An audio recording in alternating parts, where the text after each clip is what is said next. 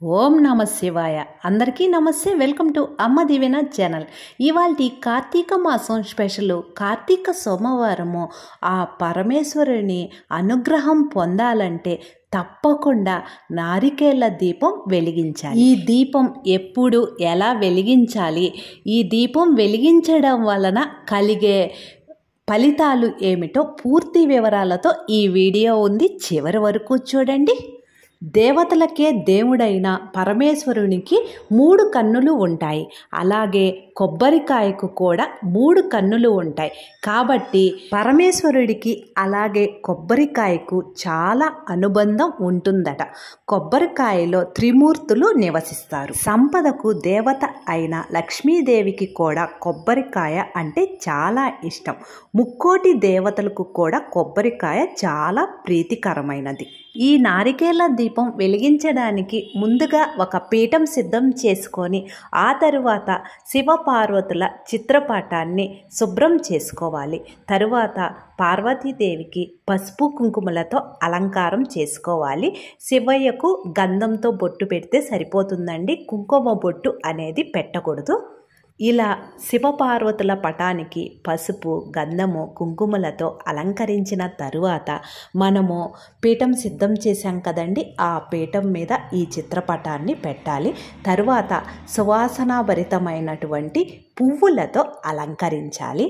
ఇలా అలంకరించిన తరువాత మీకు వీలైతే తప్పకుండా ఈ కార్తీక మాసంలో శివయ్యకు ఇష్టమైనటువంటి బిల్వదళాలు మరియు శంకుపూలు ఉంటాయి కదండి, ఆ శంకుపూలు చిత్రపటానికి అలంకరించాలి. బిల్వదళాలు కూడా 3 కన్నుల షేప్లో ఉంటాయి కదండి, 3 ఆకులు. అందువలన ఆ శివయ్యకు ఎంతో ప్రీతికరం. తరువాత చిత్రపటానికి కొన్ని గులాబీలు, చామంతి పువ్వులతో కూడా అలంకరించాను. ముక్కోటి దేవతలకు కూడా కొబ్బరికాయ చాలా ప్రీతికరమైనదండి. కాబట్టి మనం పూజలు చేసేటప్పుడు, గుడికి వెళ్ళేటప్పుడు ఖచ్చితంగా దేవుడికి కొబ్బరికాయ కొడతాం. అలా ఆ కొబ్బరికాయకి అంత ప్రాముఖ్యత ఉన్నది. కాబట్టి మనము ఈ కార్తీక మాసంలో సోమవారం రోజు కొబ్బరికాయ దీపం పెడితే చాలా మంచిది. పూజలో ఉపయోగించే దీపపు కుందులకు పసుపు కుంకుమలతో అలంకరించాలి. ఎప్పుడైనా పసుపు కుంకుమ బొట్లు పెట్టిన తరువాతే దీపారాధన అనేది చేయాలండి. తరువాత పసుపు కుంకుమ అమ్మవారికి సమర్పించి ఆ తరువాత దీపాలలో ఆవు నేతిని కానీ, నువ్వుల నూనెను కానీ, లేదంటే కొబ్బరి నూనె, సోమవారము శివయ్యకు ఎంతో ఇష్టమట, కొబ్బరి నూనె దీపం కూడా వెలిగించవచ్చు. తరువాత 2 ఒత్తులు కలిపి ఒక ఒత్తిగా తయారు చేసి ఆ తరువాత ఏకహారతితో కానీ అగరవత్తులతో కానీ ఈ దీపాలను వెలిగించాలి. వెలిగించినటువంటి దీపాలను లక్ష్మీదేవి స్వరూపంగా భావించి మన దగ్గర ఉన్న పువ్వులతో అలంకరించాలి. కార్తీక మాసంలో ఇలా కొబ్బరికాయ దీపం వెలిగిస్తే పూర్వజన్మ పాపాలన్నీ తొలగిపోయి అఖండ రాజయోగం వరిస్తుంది. ఈ నారికేళ దీపాన్ని కార్తీక సోమవారం వెలిగిస్తే కోటి జన్మల పుణ్యఫలం లభిస్తుంది. దీనికోసము ఒక శుభ్రమైన రాగి, ఇత్తడి, వెండి ప్లేట్ తీసుకొని, స్టీల్ ప్లేటు ఎప్పుడు పనికిరాదండి పూజలకు, చక్కగా పసుపు, గంధము, కుంకుమలతో అలంకరించాలి.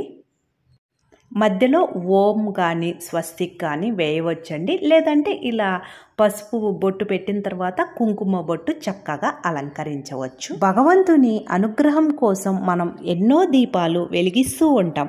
అయితే ఈ కార్తీక మాసంలో పరమేశ్వరుని దగ్గర వెలిగించే నారికేళ దీపం అద్భుతమైన ప్రయోజనాలనిస్తుంది. ఇలా చక్కగా ప్లేటును పసుపు కుంకుమలతో అలంకరించిన తరువాత అందులో బియ్యం వేయాలి. బియ్యం పైన పసుపు, కుంకుమ, అక్షింతలు అలంకరించి ఆ తరువాత ప్రత్యేకంగా ఈ దీపం వెలిగించేదానికే కొబ్బరికాయ అనేది కొట్టాలండి. కొట్టిన తరువాత 2 చిప్పలు వస్తాయి కదండి, కన్నుల భాగం మనకు ఈ దీపం వెలిగించేదానికి ఉపయోగిస్తాము. చక్కగా తోక భాగం తీసివేసి ఆ చిప్పను తీసుకొని మనము అలంకరించినటువంటి ప్లేట్లో ఉంచి ఆ తరువాత ఆ కొబ్బరి చిప్పకు కూడా గంధము, పసుపు, కుంకుమలతో 3 బొట్లు అలంకరించాలి. ఈ కొబ్బరి చిప్పలో నువ్వుల నూనె వేసి వెలిగిస్తే కుజ దోషాలు, రాహుకేతు దోషాలు, అష్టమ శని దోషాలు, ఇలా మీ జాతకంలో ఉన్న దోషాలన్నీ తొలగిపోతాయి. లేదంటే ఈ కొబ్బరి చిప్పలో కొబ్బరి నూనె వేసి వెలిగించినట్లయితే మీకున్న డబ్బు సమస్యలు, అప్పుల సమస్యలు తొలగిపోతాయి. ఈ కొబ్బరి చిప్పలో ఆవు నెయ్యి చాలా శ్రేష్టకరమైనది. ఆవు నేతితో దీపం వెలిగిస్తే ముక్కోటి దేవతలు సంతృప్తి చెందుతారు. ఈ విధంగా మీకు అందుబాటులో ఉండే నూనెను ఈ కొబ్బరి చిప్పలో వేసి, ఇక్కడ నేను చూపించిన విధంగా నేనైతే ఆవు నేతిని వేశానండి. తరువాత 2 ఒత్తులు కలిపి ఒక ఒత్తిగా తయారు చేసి 3 ఒత్తులను ఏకహారతితో వెలిగించాలి. ఈ కార్తీక మాసంలో సోమవారం ఇలా నారికేళ దీపం వెలిగిస్తే లక్ష్మీ కటాక్షం కలుగుతుంది మరియు శివానుగ్రహం కలుగుతుంది. అన్ని సమస్యలు తొలగిపోతాయి. ఈ నారికేళ దీపం కార్తీక మాసంలో వెలిగించినట్లయితే తద్వారా శివానుగ్రహం ద్వారా అష్టైశ్వర్యాలు, భోగభాగ్యాలు కలిగి జీవితంలో అత్యున్నత స్థానానికి చేరుకుంటారు. దీపం వెలిగించిన తరువాత స్వామివారికి ఒక తాంబూలం చూపించి అక్కడ పెట్టి, ఆ తరువాత మీ వీలును బట్టి ఆ రోజు శివాష్టకం చదివితే చాలా మంచిదండి. శివాష్టకం చదివినంతసేపు నేనైతే ఇలా సంపంగి పువ్వులతో ఒక్కొక్క మంత్రానికి ఒక్కొక్క పువ్వు పెట్టుకుంటూ వస్తున్నానండి. ఆ రోజు మీరు చదివే వీలు కాకపోతే విన్నా కూడా చాలా మంచిది. ఇలా శివాష్టకం చదివిన తరువాత మరొకసారి స్వామివారికి ధూపం వేసి, ఆ తరువాత మనము ఈ పూజకంటూ ముందుగానే ఒక కొబ్బరికాయను కొట్టాం కదండి, ఆ కొబ్బరికాయలో నీళ్లు ఒక గ్లాసులో పోసి పెట్టుకోవాలండి.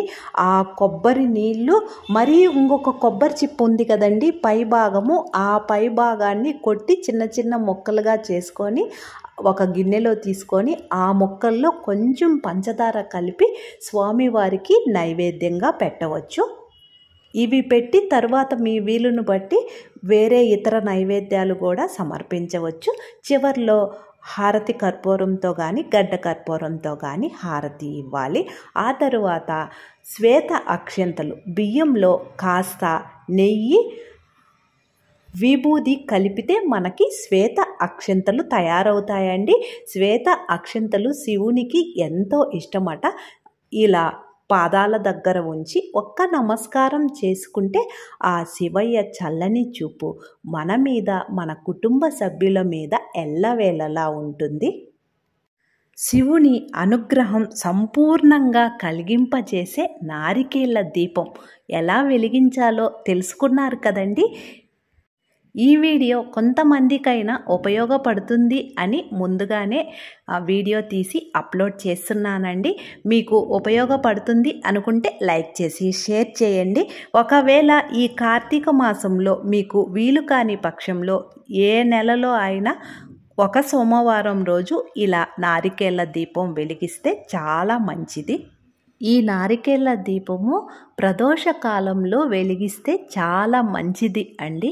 ఈ దీపం వెలిగించిన తరువాత మనము నైవేద్యం అన్నీ సమర్పిస్తాం కదండి, అలాగనే దీపం కొండెక్కిన తరువాత ఆ కొబ్బరి చిప్పను ఎవరు తొక్కని స్థలంలో వేయాలి. దాని కింద మనము కొబ్బరి చిప్ప కింద బియ్యం పోసాం కదండి, ఆ బియ్యాన్ని మనము చక్కగా ఉపయోగించుకోవచ్చండి.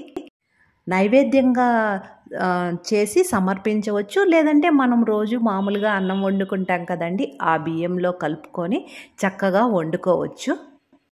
పువ్వులు అవి మీకు తెలిసిందే కదండి, ఎవరు తొక్కని స్థలంలో కానీ పారే నీళ్ళల్లో కానీ కలపవచ్చు. అంతేనండి ఈ వీడియో.